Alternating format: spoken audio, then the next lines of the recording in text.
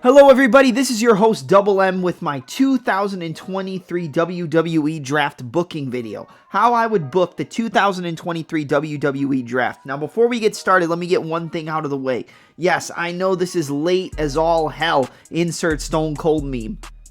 But we still have to get it done. The draft starts this Friday, tomorrow night, April 28th on Friday Night Smackdown, and continues the following Monday on Monday Night Raw. And I'm not going to do an entire draft. I'm not going to do 10 picks for Raw, 10 picks for SmackDown. And it's not going to be anything like that. And the video might not even be that long. But what I am going to do is give you the top 5 pivotal picks for the red and blue brands. The top 5 picks that I think could really change the foundations of Monday Night Raw and Friday Night SmackDown. So we're going to kick it off with the flagship show with Monday Night Raw and give you the top 5 picks, starting with number 1. The first pick for Monday Night Raw is going to be Karrion Kross with Scarlett moving over from Friday Night SmackDown. And before we get into why I think Kross should be drafted over to Monday Night Raw, let me get one thing perfectly clear for you guys. This is not a ranking in terms of picks for Raw and SmackDown from best to worst, worst to best, or anything like that. It's just a list of the top 5 picks, like I discussed earlier, who I feel would do better moving brands than staying where they currently are. So let's get into the picks. So Karrion Kross, I love the idea of Karrion Kross moving over to Monday Night Raw. And the only reason I do is because even though he debuted this new character and attacked Drew McIntyre and was going to be going after Roman Reigns, nothing ever came of it. He hasn't gone after any Intercontinental Championships, any mid-card titles.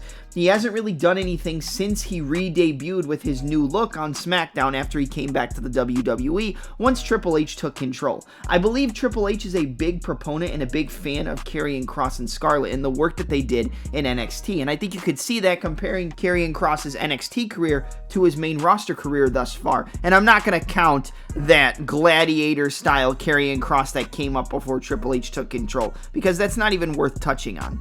But when it comes down to it, with the new debut or re-debut of the WWE World Heavyweight Championship on Monday Night Raw as a second major title for superstars to chase, I feel like there's no way and no realm where Karrion Kross is going to be able to take the belts off the Tribal Chief on SmackDown. I don't think he's even close to getting a title shot. I don't think his momentum is doing anything but being stunted over on SmackDown with the Tribal Chief, the Bloodline, Kevin Owens and Sami Zayn, and everything that's going on with that storyline over on Friday nights. So I think he needs a refresh, I think he needs a reset, and I think he needs a new home. And that new home is going to be Monday Night Raw. I could see him being a contender for the World Heavyweight Championship on Monday Night Raw the longer they build him up on the new show. So give me Karrion Kross as the first pick to switch brands and move over to Monday Night Raw in the 2023 draft.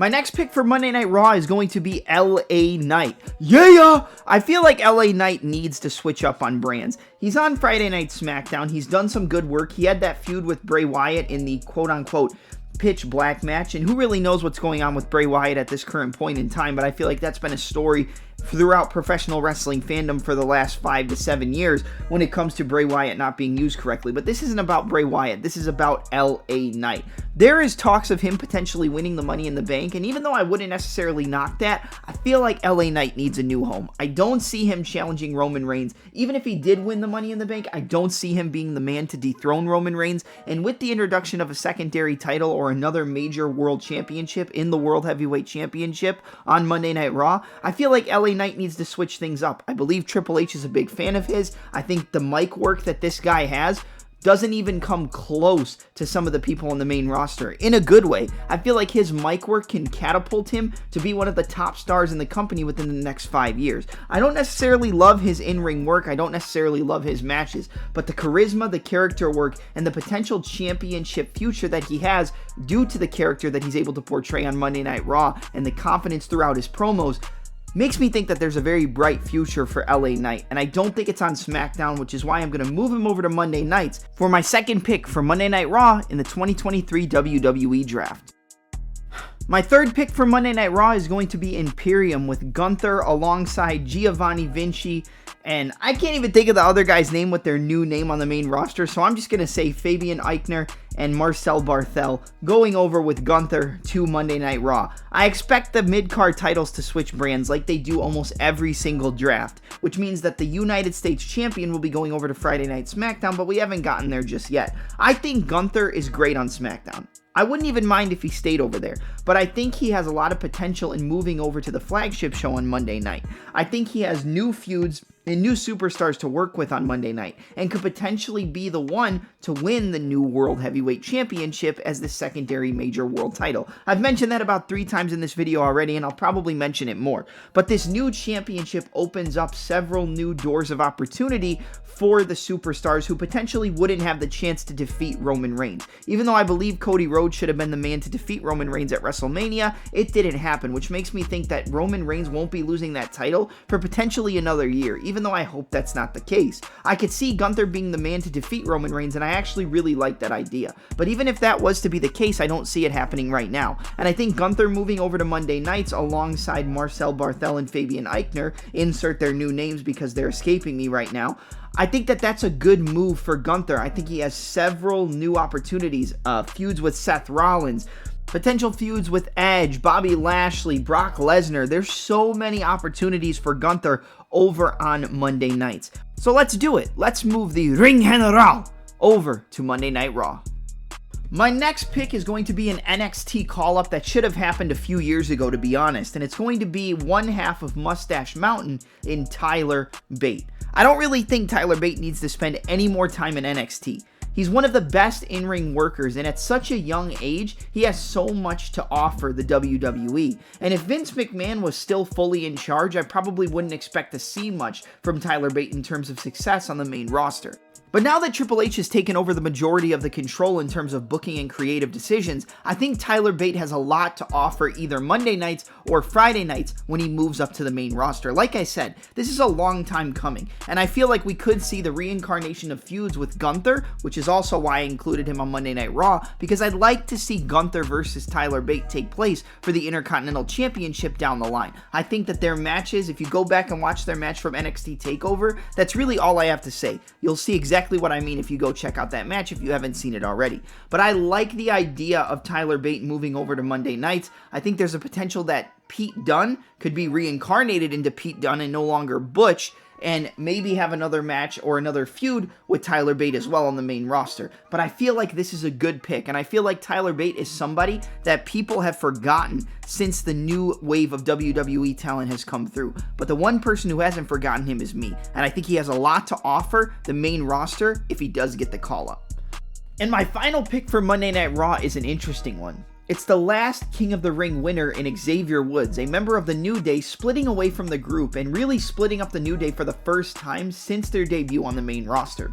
If you look at the other members of the New Day in Kofi Kingston and Big E, they are both world champions now, and you have to complete the holy trinity of success for the New Day members on the main roster, and the final member of that group that hasn't had that main roster world title win is Xavier Woods, and I think that now is the time. Even if it doesn't happen for close to a year, I feel like Xavier Woods needs to win a world championship. We need that Cinderella story for the host of Up, Up, Down, Down. I feel like he is one of the most diverse and creative members of the New Day, having his World Wrestling Entertainment career alongside his success on his YouTube channel with Up, Up, Down, Down, which is one of the most successful outside of the WWE projects that a WWE superstar has ever done on social media. Aside from True Long Island Story, or Z True Long Island Story. You know who I'm talking about there. Woo, woo, woo. But if we talk about Xavier Woods, I feel like he has so much to offer. He never puts on a boring match. He's always entertaining.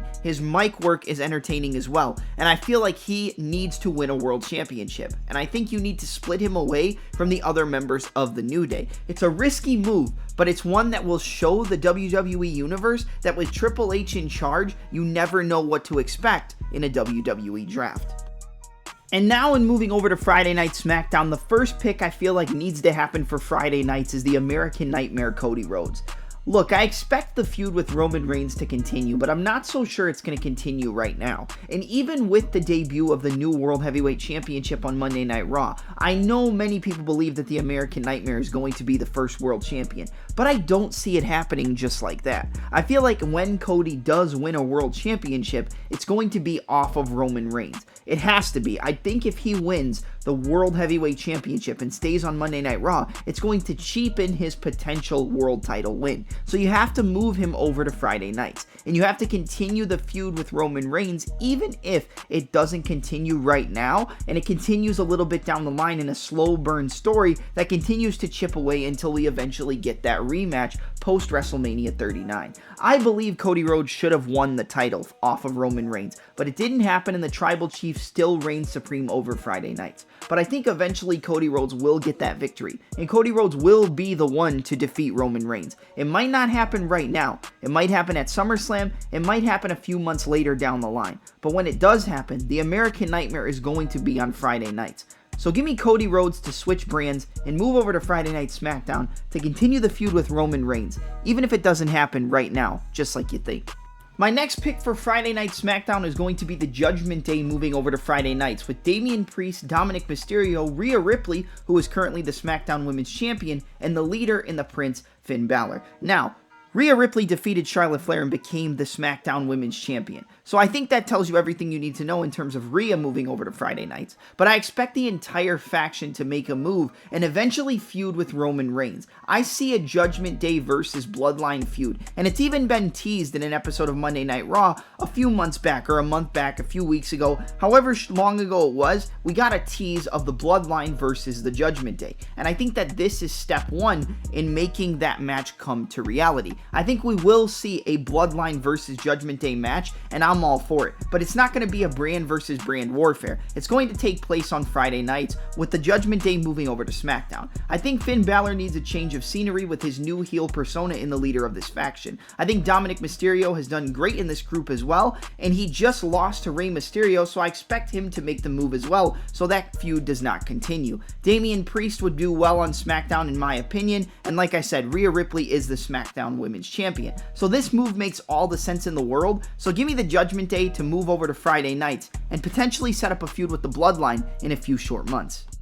The next draft pick for SmackDown is going to be the former NXT champion in Braunbreaker. Braunbreaker is an NXT call-up that I feel like people thought would have happened a few months ago, and it didn't. So this WWE draft for 2023 is the perfect time to move the son of the dog-faced gremlin over to the main roster. I think Raw would be a good fit for Breaker, but I feel like SmackDown is a better home, because SmackDown seems to portray more athletic, mat-based, and technical wrestling than Monday Night Raw, and I think that's always been the case.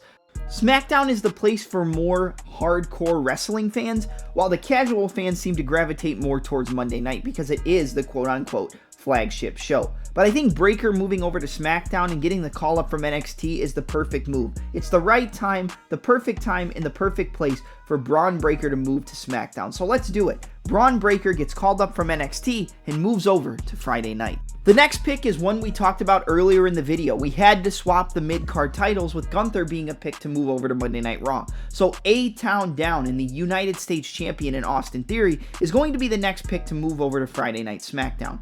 Austin Theory is the future. Austin Theory, a former Money in the Bank winner. Austin Theory is a future world champion, and I've always thought he was a better fit on Friday nights than Monday Night Raw. He did great work on Monday Night Raw. He's been great as the United States Champion. He has great promo work, and with the WrestleMania victory over the multiple-time world champion in John Cena, even though it was done by hook or by crook, I feel like Austin Theory is much closer to the main event than he was before WrestleMania. And Austin Theory is a future star, a future world champion, and he gives me flashbacks to the OVW4. He gives me flashbacks to a young Randy Orton, a young Brock Lesnar, a young John Cena, and the comparison between Cena and Theory had been made, which is why the match between Cena and Theory for the US Championship was so well sought after and so well received from the WWE Universe, with Theory getting the victory over the veteran.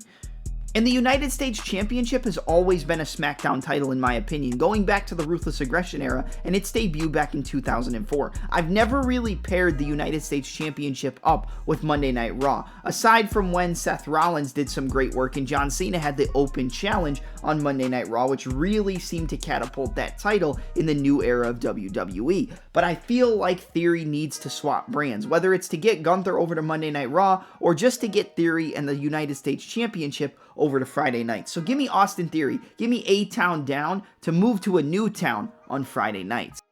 And with my final pick for the 2023 WWE Draft and my final pick for SmackDown, it's going to be a man moving over to the house that he originally built. The house that AJ Styles built, with the phenomenal AJ Styles returning from injury and being drafted over to Friday Night SmackDown. I know Styles has done some good work on Raw. I know he's done great work on SmackDown back in 2016 when he made his WWE debut, even though he originally debuted on Monday Night Raw, but that's besides the point.